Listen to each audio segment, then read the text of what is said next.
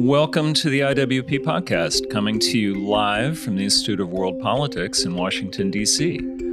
I'm Jim Robbins, Dean of Academics at IWP, an accredited graduate school of national security, intelligence, and international affairs, offering a variety of certificates, master's degrees, and doctorates, both in person and online.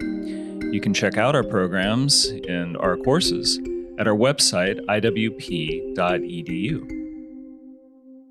Early Sunday, Iranian proxies, the Islamic resistance, attacked a U.S. installation in northeast Jordan on the Syrian border, called Tower 22, killing 3 and wounding over 30. It was a sophisticated drone attack which hit a barracks where many troops were sleeping. The drone followed one or more of our drones returning from a mission into the base.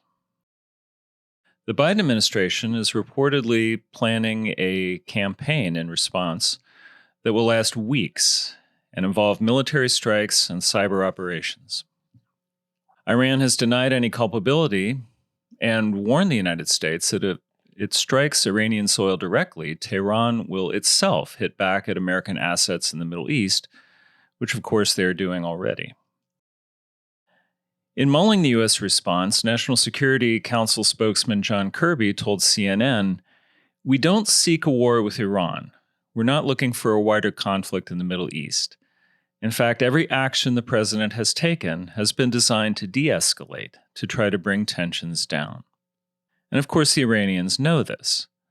That's why they keep attacking us. 160 attacks later should be obvious. Then we have this statement from an unnamed U.S. official.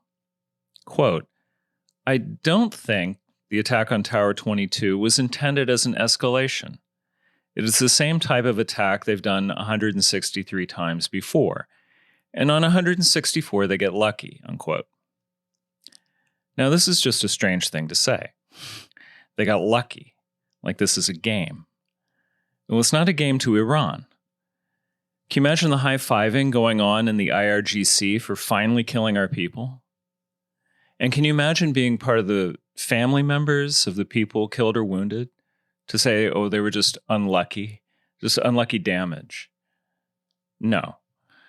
This is like what we saw in the Vietnam War, when the Johnson administration was obsessed with the use of force as diplomatic signaling, not as war fighting. To say we don't want war with Iran, to try to keep the ill-considered détente with Tehran alive, ignores the reality that we are at war. But the administration thinks Iran is just sending us messages by attacking us. They're expressions of discontent, they're little complaints.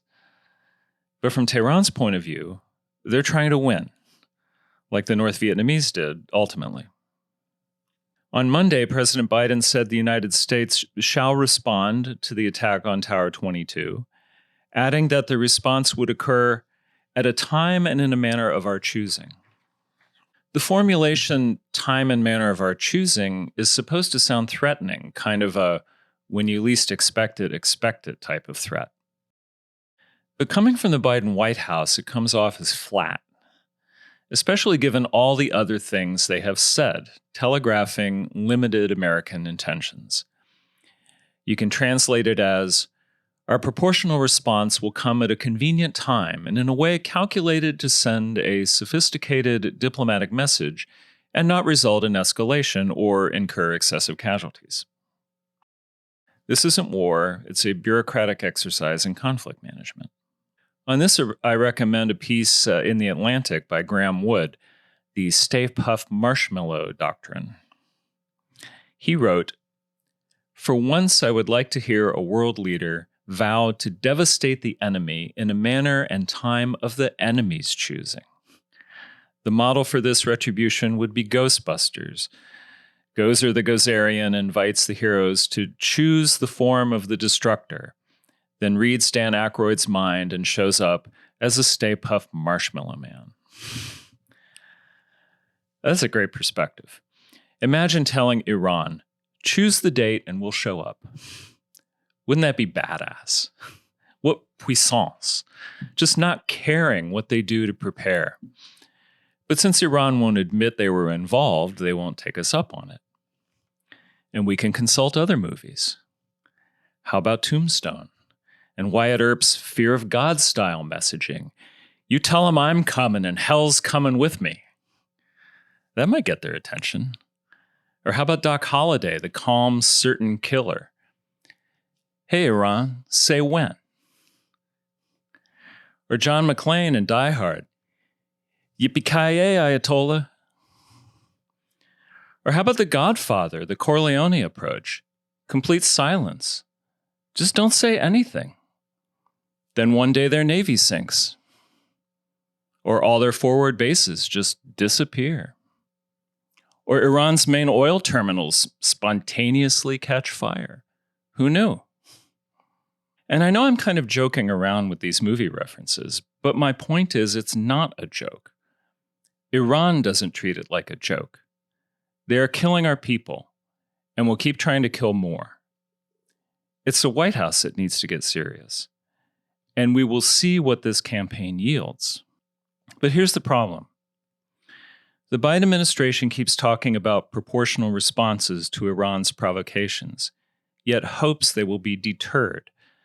But deterrence does not coexist well with proportionality. You pretty much have to choose one or the other. The main reason is that proportionality cedes initiative to the other side. It is by its nature reactive. A stated policy of proportional response removes a critical layer of uncertainty in enemy planning. It allows Iran to calculate whether a given attack is worth making. And so far, 164 incidents later, the Iranians certainly don't fear the potential U.S. response enough to stop attacking. And you really want that fear, the unpredictably terrifying, because it works in the minds and imaginations of the foe. If one of Iran's small-scale attacks could lead to massive retaliation, they might think twice before acting. But the soothing words from the White House that no, the U.S. doesn't want a wider war, Washington is doing everything to diminish conflict, means Iran can relax and plan the next attack. Iran's persistence alone tells us proportionality is failing to deter. We also cede escalation to the other side, because Iran could slowly ramp up the pain if they desire. Being dogmatically wedded to proportional response gives up escalation dominance, which we have technically, but not if we don't use it. So in theory, this is a force mismatch. But by responding proportionately, we are treating Iran like a peer competitor. It must do wonders for their morale. The mild U.S. approach doesn't convince the Iranians that we are serious, but the opposite. And it also sends a bad message to partner states and others in the region, namely that the U.S. is not serious about punishing the so-called axis of resistance, especially by hitting at its source in Tehran. The Biden team thinks proportional response communicates restraint, but they are being read as weak and lacking commitment. The policy creates instability rather than stability. So there's no reason to believe Iran's attacks will stop. Why should they? Tehran is executing their plan to create chaos. And they didn't plan these attacks to not kill Americans. Saying they got lucky very much downgrades the fact that there was planning and intention behind that attack. A great deal of it, given the sophistication of the plan. And more attacks are coming, with the intention of killing people. So we should take it seriously and respond accordingly. You want to plan with proportionality? Fine. They took out 3 of our people. We take out 3 of theirs. But we start from the top down, like President Trump did with IRGC chief Qasem Soleimani.